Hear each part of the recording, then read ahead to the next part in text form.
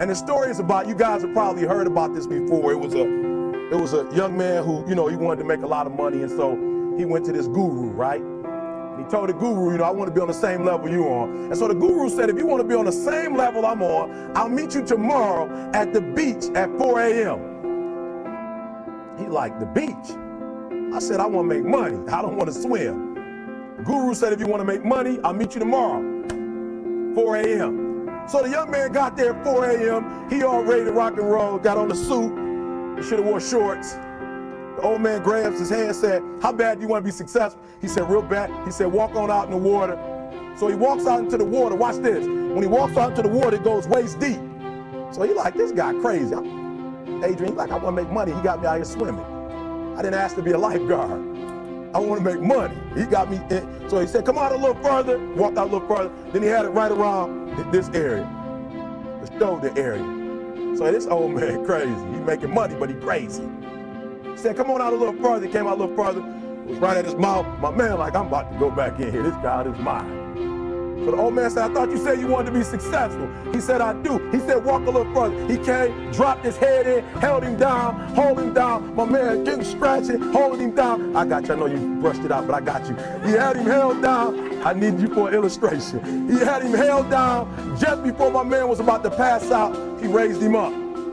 He said, I got a question for you. Somebody answer the question for me. He said, when you were underwater, what did you want to do? Lee, I'm looking for a different word though than lip. What's that word? He said, I wanted to breathe.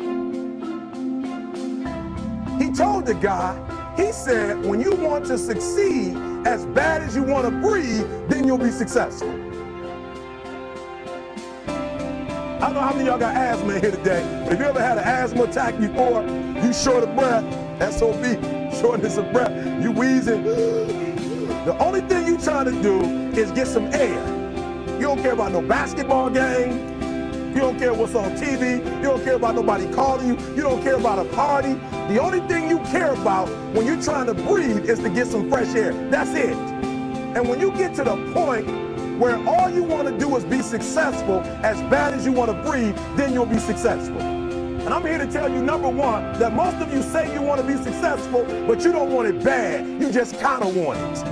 You don't want it badder than you want to party. You don't want it as much as you want to be cool. Most of you don't want success as much as you want to sleep. Some of you love sleep more than you love success. And I'm here to tell you today, if you're going to be successful, you got to be willing to give up sleep. You got to be willing to work off for 3 hours of sleep, 2 hours. If you really want to be successful, some days you will have to stay up 3 days in a row. Because if you go to sleep, you might miss the opportunity to be successful. That's how bad you gotta want it. You gotta go days without, listen to me, you gotta want to be successful so bad that you forget to eat. Beyonce said once she was on the set doing her thing, 3 days had gone by, she forgot she didn't eat. Because she was engaged. I'll never forget when 50 Cent was doing his movie, I did a little research on 50, and 50 said that when he wasn't doing the movie, he was doing the soundtrack. And they said, when do you sleep, 50? Sleep, he said, sleep. Sleep is for those people who are broke. I don't sleep. He said, I got an opportunity to make a dream become a reality. Football players, how many football players? Got anybody like football in here? Raise your hand. Anybody like football? Emmitt Smith. I used to be a Cowboy fan before they did my boy Tom Landry wrong. I used to be a Cowboy fan. And watch this, there was a commercial. Emmitt Smith had won his first Super Bowl, and he had this commercial when he was lifting weights. I don't know if you saw the commercial when he was lifting, and he said, Emmitt said, you know what? I won the Super Bowl, so I can rest now. He was doing his bench press. So he said, I won the Super Bowl, so I can rest now. So he throws up about 325, boom. And he rests for about 2 seconds. Then he, boom, boom, boom. Did you see that? He'd already won a Super Bowl. He said, I think I'm going to take a rest. And he rests for how long? 1 second. Most of you won't be successful because when you're studying and you get tired, you quit. And I'm here to tell you today, if you got somebody came in my office the other day crying.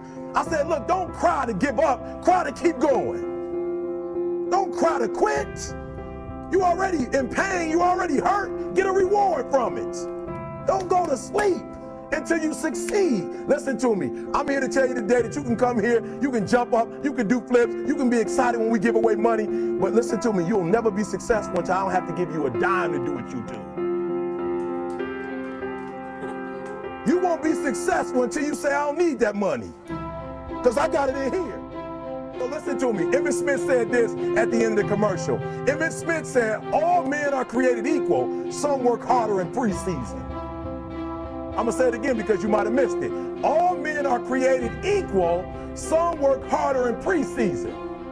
So that means that there are some people who are going to see the professor, going to see the TA. And even when the professor says, I don't meet with you, my TA meets with you, you say, I don't want to talk to your TA. I don't pay the TA. I pay you to teach me. So you're going to have to find some time to meet me. If I got to meet you at the mall, if I got to meet you at your house, you are going to see me. Listen to me. All men are created equal. Some work hard in preseason. When I went to college, guys were way smarter than me. 4.0s, 3.0s. They went to the Ivy League high schools, came to Oakwood from these great high schools. Most of them are not doing what I'm doing. Why? Because it's not about where you come from. It's about heart. You come to a place where, being smart ain't enough. You gotta have heart. That's number one. Watch number two. Number two, catch number two. I wrote it down. I wanted to make sure you got it. It says, watch this. We're talking about sacrifice now. The important thing is this. You're right in why I'm saying it, because I only have about 3 more minutes. Listen to me. The most important thing is this. To be able at any moment to sacrifice what you are for what you will become. That's the number 2 thing. You got to catch that one. To be able to, listen to me, at any moment. Some of you can make sacrifices when Monday Night Football is not on. You can make a sacrifice. But when the game come on, for some reason, you just attached to it. For some of you, when your favorite show come on, you can make sacrifices on Sunday when ain't nothing going on. But when your favorite show comes on Monday, bam, some of you focus until the phone ring, and then you like, I gotta answer it. If I don't answer the phone, I'm gonna die. I'm saying to you today that there are some of you, if you give up your cell phone, you would be successful. But your cell phone is more important to you than your success. I'm gonna say it again, I'm gonna hurt somebody. Some of you need to give up your cell phone, because the time you spend on your cell phone could be used for your success. The time you could be using to be successful, you're using it on the cell. And the cell phone is not bringing you nothing but a bill. And somebody has told you you couldn't live without it. I'm talking about going deep now, giving up stuff. Watch what it says. To be able at any moment to sacrifice what we are for what we could be. I don't do well in math. You're right. You ain't never studied. I'm not good in writing because you have never written before. But I dare you to fail in writing for a whole year to see if you can get to the end. I dare you to fail. I dare you to take that same class over and over again. I dare you to stop dropping classes like you soft. Always want to give up. I'm dropping. Why are you dropping? I'm so grateful that the slaves didn't drop and quit. Say, I'm just going to stop. I'm a slave. I'm just going to be a slave. I'm going to quit. Listen to me. The slaves said, we will live because one day we will become. We won't always be slaves. So today, although we're slaves, we're going to act like we're free, and one day our children will be free. If the slaves would have just said, we quit, we give up, we would have died in the middle passage. But some slaves said, I don't care what we go through, we're going to survive this. 400 years of slavery, we're going to get through this. And you can't get through it 1825. You can't get through a writing class, and you got tutor after tutor, resource after resource. The problem is, you ain't never felt no pain before. You're soft. It's a soft generation. You quit on everything. Our people did not quit. Harriet Tubman not only made it, she went back and got some more. She said, you know what, I made it, but I'm going to walk listen to me, not ride the bus. I'm going to walk all the way back down to the South to get some more. And you quitting on 1825? Now watch this. You quit after listen to me, you get a sleeping bag and you wait for him. You wait for the first WRA instructor to come in, and you come out your sleeping bag, I need help. You quit after you do that. You quit after you had, listen to me, a WRA party. I'm having a party. Everybody come over. I got food, everything. And let them get over there. Let it be all the best writers. All right, I fooled y'all. I want to have a writing party.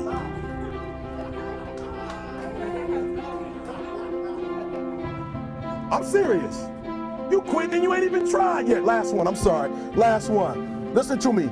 Pain is temporary. It may last for a minute, or an hour, or a day, or even a year. But eventually, it will subside. And something else will take its place. If I quit, however, it will last forever. Listen to me, I'm telling you as I leave. I was homeless for 2.5 years. And the problem with most of you never felt no pain before. Y'all spoiled. Y'all spoiled. Some of y'all spoiled. Just bottom line. Your parents have done everything for you. You never had to do nothing for yourself. You're spoiled. We're going to keep it real tonight. Some of you are spoiled brats. Every time you ever got in trouble, somebody in your house got you out of it. Every time you've done something you're not supposed to do, people say, Eric, your mother's a tyrant. You're right. She kicked me out. You're right. She's mean, but she developed a man because she put me out there and said, you're going to have to grow up. And some of you have never learned to grow up. And so every time something get hard, you quit, you call mama. I dare you to take a little pain. I dare you. I dare you not to go home. Somebody said, I don't go home, I feel bad. Go through it. You ain't gonna die. At the end of pain is success. You're not gonna die because you feeling a little pain. I'm not eating like I eat at home. That's why you're about to go to the next level, because if you keep eating like you ate at home, you'll keep being a boy or a girl. It's time to become man, woman. So don't worry about a little pain. My greatest asset is I was homeless, so I can't feel a whole lot of pain. I've already been alone. It's not a whole lot of hurt I can feel on a little paper, on a little test. So I leave you, listen to me.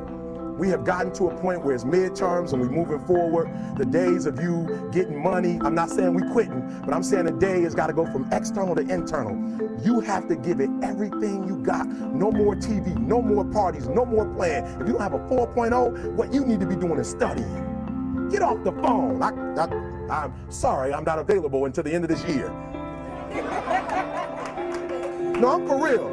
You reached the right number, but you called me at the wrong time. Call me back January 1st. I'm about to get busy now. Huh? I want you to have a countdown of your own and say when the countdown is over, will the real, watch me, because when I was homeless, I knew something was wrong. I knew that wasn't the best of me. And one day I said, will the real Eric Thomas please stand up? Will the real Eric Thomas please stand up? Stop being this high school dropout. Stop giving up. Stop sleeping on the street. Stop walking up and down Finkel Avenue like you ain't got nothing, and get your GED. Stop being afraid to take a test. Stop being afraid to go to college because your daddy didn't go and your mama didn't go. Stop being afraid and be the best Eric Thomas you can be. But listen to me, it's going to be hard. It took me 12 years to get a 4-year degree, but I got it. And guess what? On a degree, it don't have dates. So if it took you 4 and it took me 12, it don't show up nowhere. But I'm exactly where I wanted to be because I realized I got to commit my very being to this thing. I gotta breathe it, I gotta eat it, I gotta sleep it. And until you get there, you'll never be successful in life. But once you get there, I guarantee you, the world is yours. So work hard and you can have whatever it is you